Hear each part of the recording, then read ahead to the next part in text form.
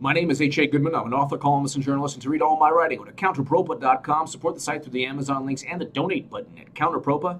Share the petition below to get the DNC to give its computer service to the FBI. The DNC has never given its computer service to anyone in the U.S. government.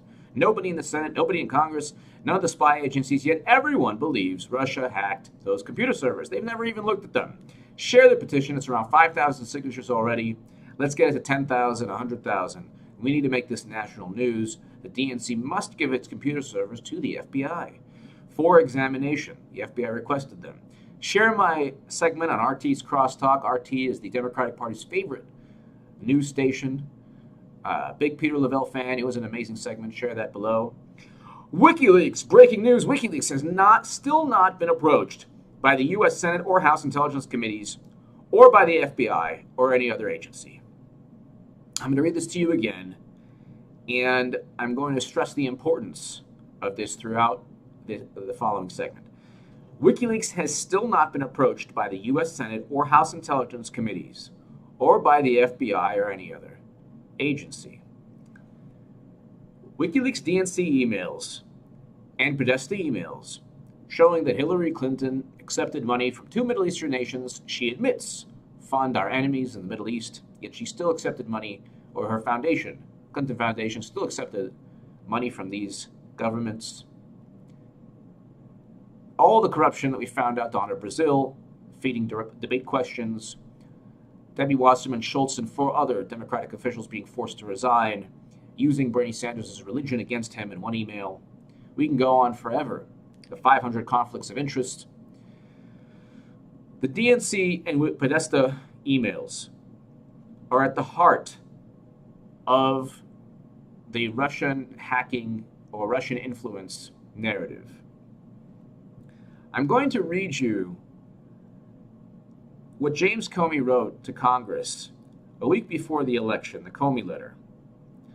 And the reason I'm going to read you this, and the reason it correlates with the fact that nobody in the U.S. government, Senate or House and Congress, has contacted WikiLeaks, is because it completely undermines the fake news, phony, fabricated narrative that Russia worked with Trump to hack the DNC, thus disclosing Debbie Wasserman Schultz cheating Bernie Sanders and influencing millions of people away from Hillary. That's how ridiculous the narrative is. But I'll read you this, and I'm going to continue to read this beautiful letter because it highlights the fact that Comey essentially had so much evidence, tons of evidence, even though James Clapper, former director of national intelligence, states there's no direct evidence between Trump and Russia. But Comey had so much evidence. You have no idea how much evidence. Yet he chose to sit on it and write this. To all, this morning I sent a letter to Congress in connection with the Secretary Clinton email investigation. Yesterday, the investigative team briefed me on their recommendation with respect to seeking access to emails that have recently been found in an unrelated case. Of course, the Wiener probe.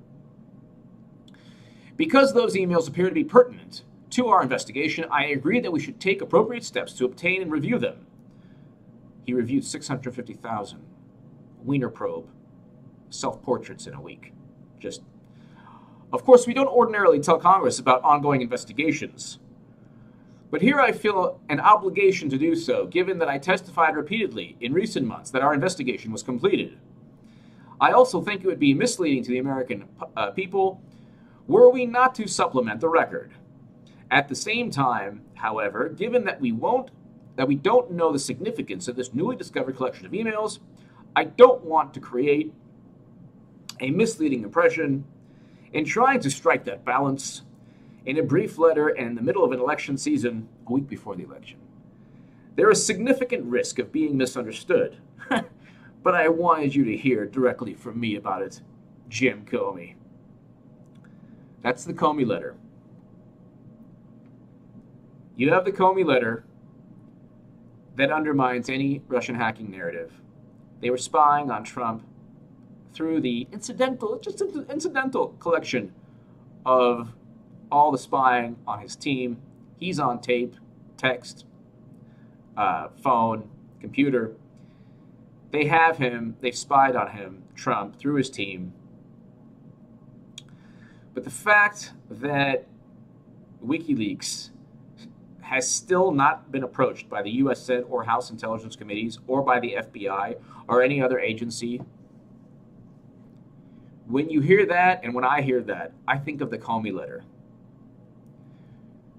Because WikiLeaks, Russia, Bernie Sanders, Jill Stein, you, me, anyone who wasn't part of the insane groupthink that said Hillary was qualified. We undermined the election, or we undermined the chances of Clinton winning because we actually did some research, or we actually cared that Donna Brazile fed debate questions to Hillary Clinton and cheated Bernie Sanders. To make up for that, and to make up for the fact that Hillary had, with the Comey letter, 2 FBI criminal investigations, the Russian hacking narrative is being perpetuated, now in the Senate, first in the House. If you really had evidence, though, the DHS and FBI report, 13-page report, like an 8th grader wrote that report. No mention of WikiLeaks or Julian Assange in that report. If they really had evidence, direct evidence, linking Trump to Russian hackers or Trump to Russia and WikiLeaks, wouldn't they want to contact WikiLeaks? Wouldn't they want to interview people within WikiLeaks? Wouldn't they want some kind of statement from WikiLeaks? Don't just say, well, WikiLeaks they're going to lie anyway. Adam Schiff is not interested in the truth.